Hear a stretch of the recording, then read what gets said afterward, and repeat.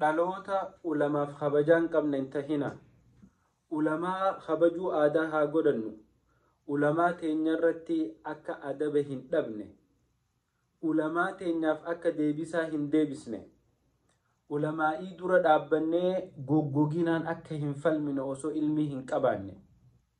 Obboleessa kiyya obboleettii tiyya gurra qalbii qaawunna dhageeffadhu.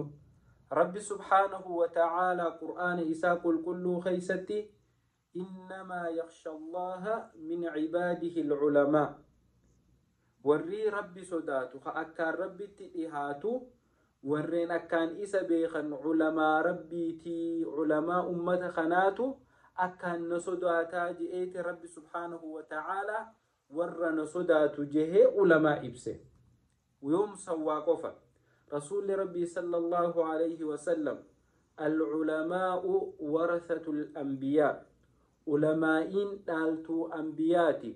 Ulamaa'ii uumaa rabbiin uume hundaatu du'aayii isaaniif godha. Ulamaa'ii hattaa qurxummii bishaan keeysa shimbirroo barartu tana hundaatu rabbi isaaniif kadhata. Isaaniin rabbi rahmata nuuf godhe. Isaaniini rabbi dukkana wallaalaa keessaa nu baase. Isaaniin rabbi subhaanahu wa ta'aalaa shirkiirraa nu baraare. Isaaniin rabbi kufriirraa nu baraare. yoo beekumsan qabaanne ulamaaf deebisaa hin deebisin anaa fi ati ummanni darasaa ulamaa'ii saniitu tahuu hin dandeenye akka ulamaa dura dhaabbanne adaban dhabne.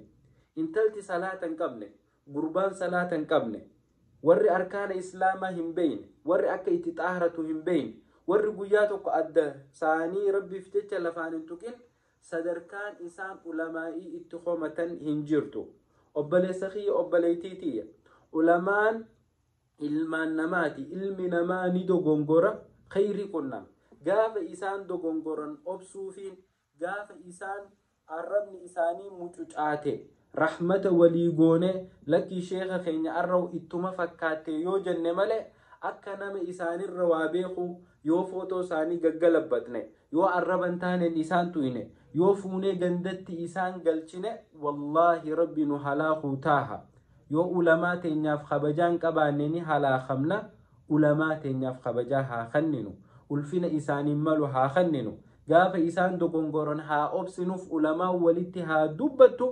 Nuti warra ulamaa dhageeffatu haa taanu, warra ulamaa kabaju haa taanu, warra ulamaa isaanii jala deemu haa taanu, warra ulamaa irraa baratu haa taanu, warra ulamaa qubsiifatu rabbi nu haa godhu, rabbi nu haa sattaruu. Wassalaamu alaykum wa rahmatullahi wa barakatuh.